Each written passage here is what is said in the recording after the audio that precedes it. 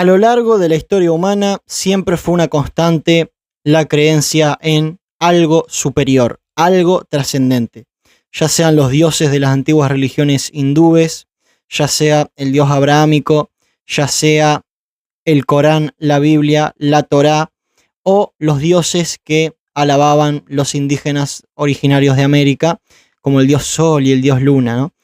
No se puede realmente hablar de política sin hablar de trascendencia. No se puede verdaderamente hablar, porque muchas veces las normas morales, que eran justamente las que determinaban las leyes de los distintos pueblos, estaban basadas en ese tipo de digámoslo, supersticiones, ¿no? Estaba basada en ese orden sobrenatural al que había que intentar aspirar, ¿no? De tal manera que había un castigo para quienes se comportaran de mala manera luego de morir, y por tanto la ley de portarse bien estaba fundada justamente en ese castigo posterior a la muerte, por dar un ejemplo, ¿no? Ahora bien, de lo que quiero hablar en este video, más allá de cuál es la religión verdadera, más allá de cuál es esta cosmovisión que es verdaderamente coherente, tanto históricamente como lógicamente a nivel filosófico, lo que quiero hablar es de el valor utilitario que puede llegar a tener. Así que hago un disclaimer desde ya. A ver, no estoy diciendo que la religión sea útil y por eso hay que abrazarla. Simplemente estoy citando como parte de los modelos religiosos la utilidad distinta que proporcionan en comparación con los modelos posmodernos, ¿no? ¿Qué caracteriza la posmodernidad? El ateísmo violento. Realmente, sobre todo en Occidente, o la gente es abiertamente atea o por lo menos no cree en Dios o no se toma en serio a Dios. Realmente la población que piensa en Dios todos los días es muy baja, seamos sinceros, ¿no? Es muy baja la gente que piensa en Dios. Si pudieras hacer una encuesta, la gran mayoría te dirían que no creen o que no saben o que están bautizados pero nunca piensan en Dios, o que de chiquitos fueron a un colegio católico y después abandonaron la religión, pero en definitiva ninguno te va a decir que tiene realmente en la mente a Dios en su actuar diario, ¿no? Y eso es una característica sobre todo de la sociedad occidental, ¿no? Este crecimiento del ateísmo, aunque, como vamos a ver, se ve reemplazado. Lo primero de lo que te quiero hablar, evidentemente, es la necesidad de depositar la fe en algo más grande, que es una constante a lo largo de la historia universal. Es decir, el ser humano necesita creer en algo más grande. Y esto es la explicación de muchas cosas, muchos fenómenos, digámoslo, políticos e incluso económicos, ¿no? La necesidad de creer en algo más grande que es jerárquicamente superior a el sujeto creyente. De tal manera que si no es Dios, es las cartas del tarot, o son los planetas, o es el Estado, como es en la posmodernidad, ¿no? Ahora bien, evidentemente, ¿qué significa esto? ¿Qué significa la pérdida de la fe en Dios?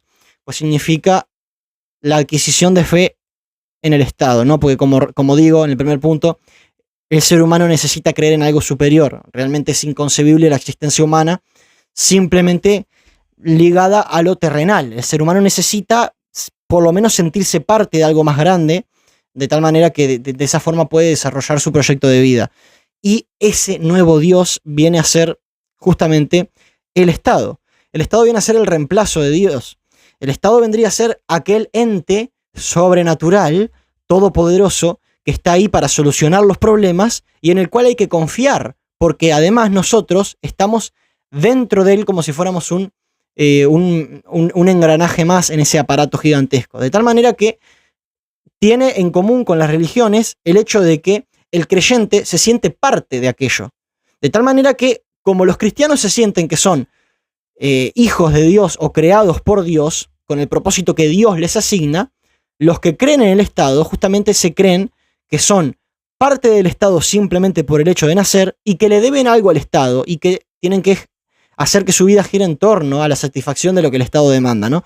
De tal manera que comparten muchas similitudes con este tipo de creencias en Dios. Realmente el Estado es el reemplazo de Dios. De hecho, el Estado moderno surge precisamente cuando empieza a caer la creencia en Dios.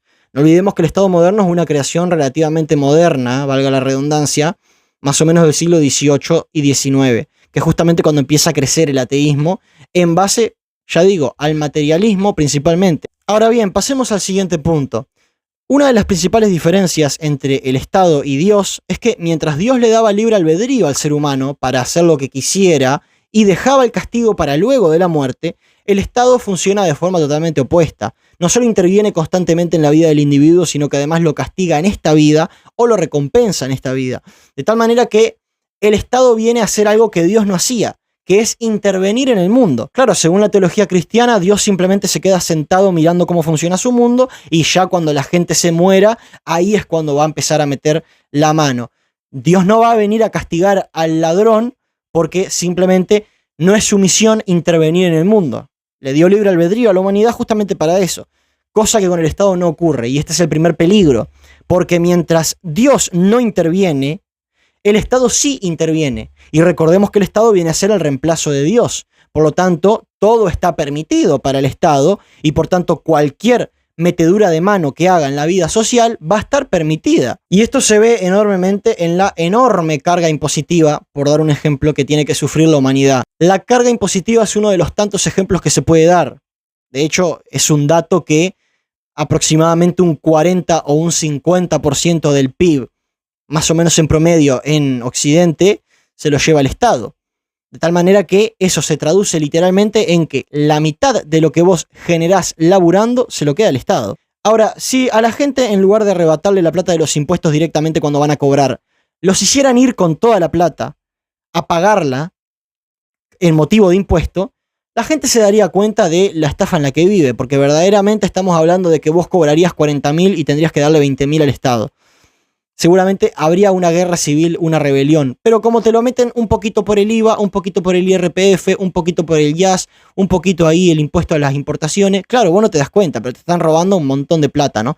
Ahora bien, otra consecuencia importantísima de este materialismo que está emergiendo es, claro, como no se cree que haya una vida después de la muerte, o no se cree que las cosas tengan significado, tengan valor, porque lo único que existe es lo material, entonces todo está justificado, porque uno puede matar gente y no va a sufrir un castigo después de morir con el cual pague justamente por esa matanza. Si el Estado no lo agarra o no lo mete preso, lo que sea, digamos, el acto queda impune. De tal manera que por eso es que además los regímenes comunistas fueron tan sanguinarios. Recordemos que la Unión Soviética, la China maoísta, Corea del Norte, eran sociedades o son sociedades que se caracterizan por la represión masiva, por la brutalidad, por los fusilamientos. Y claro, evidentemente cuando vos tenés una cosmovisión que te dice puedo matar a quien yo quiera porque mientras no vaya preso no voy a pagar, claro, evidentemente eso fomenta la violencia. Es una cosa lógica. Ahora, si la gente tiene en la mente, no, escúchame, no puedo matar gente porque si no, en la próxima vida Dios me va a castigar de la forma más terrible que me pueda imaginar. Claro, entonces ahí la persona se lo piensa dos veces, ¿no? De tal manera que viene a surgir con el emergente materialismo el aumento de la violencia. Ahora bien, yo sé que mucha gente va a comentar que desde la segunda mitad del siglo XX y el siglo XXI es un periodo relativamente pacífico, pero esto no responde a la cosmovisión de la gente, simplemente responde a que hay armas nucleares, y si dos países entran en guerra seguramente no quede nada. Por eso es que hay menos violencia, no es porque la gente se haya vuelto atea. Hay menos violencia en el mundo, si se le puede llamar, porque en realidad hay bastante violencia, pero en términos relativos hay menos violencia o menos guerras, o por lo menos con menos frecuencia, simplemente porque el costo de una guerra es mucho mayor. Y otro dato relevante a recordar es que los genocidios más grandes de la historia humana se han cometido bajo el manto del ateísmo, ¿no? Tenemos el genocidio de Camboya, tenemos los 24 millones de muertos en la Unión Soviética, tenemos los 70 millones de muertos en la China comunista. De tal manera que si vamos al caso, los mayores genocidas de la historia humana levantaron la bandera del ateísmo porque levantaron la bandera del materialismo. Y bueno, las consecuencias de este nuevo orden mundial caracterizado por el materialismo están a la vista.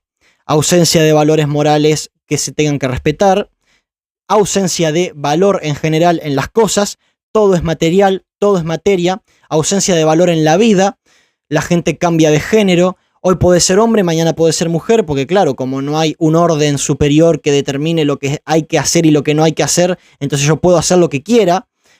Aumento de la filia pedo, por dar un ejemplo. Debilitamiento de la institución familiar y en general todas las consecuencias negativas que estamos viviendo hoy en día, que no sé quién se atrevería a negarlas, porque verdaderamente cuando tenés un país caracterizado por la violencia, la indigencia, la desunión, la mentira, la traición, la corrupción, pues entonces creo que no es muy difícil concluir que una de las causas podría ser, y a mi juicio lo es, el creciente avance del materialismo, en virtud del cual todo es posible, porque al fin y al cabo solamente somos átomos. Si te gusta mi contenido y querés apoyarme, te invito a formar parte de los miembros del canal, donde vas a poder tener acceso a un grupo de WhatsApp exclusivo conmigo. También te invito a pasarte por mi cuenta de Instagram, @satsusantiago, donde subo contenido todo el tiempo. Muchas gracias por ver el video.